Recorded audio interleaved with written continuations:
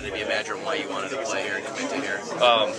The running back tradition and the O-line are probably my two big ones. You know, I still remember back, I was either watching a Packer game or watching a Badger game. They were comparing the offensive linemen between the Packers and the Badgers had bigger O-line, so I mean, they're blocking for you, they're making the holes.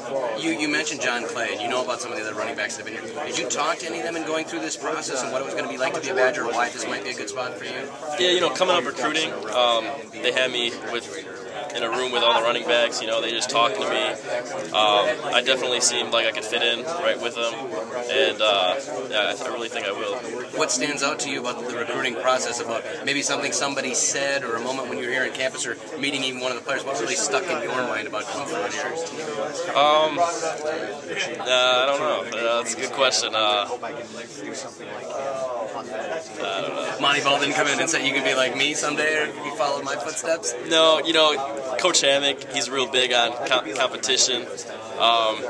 He doesn't want you to see, like, he doesn't want me to be behind Monty Ball. He wants me to be better than Monty Ball. I mean, I got to go for that question. He told me before, he's like, I want you to tell James White that you're coming for a spot. And, you know, I had to go out and tell him, so I did. And you like that. I mean, they've obviously got a lot of guys here and recruited a lot of running backs and a lot of talented guys over the year, and especially right now that you don't see it as, well, that's a problem. I could be 8th on the depth chart around here. I'm a guy who's competing and wants to beat out all these Oh, yeah, guys. definitely. You know, I'm real hungry after missing my whole season last year, so there's nothing like competing. It makes everyone better, and it makes our whole backfield better. So, did you worry that this day might not come, going through an injury like that and having to sit and watch and know that somebody might pull a scholarship, you might not be a Badger? Yeah, you know, when I was in the hospital after I got injured, I got the MRI, the results back. First thing that went through my mind was, is Coach B still going to let me get this offer? And I called him on the phone. He told me, you have nothing to worry about, you know, just get through this process. And then he got me on the phone with their doctors, and they ended up doing the surgery. So luckily they were under insurance. So.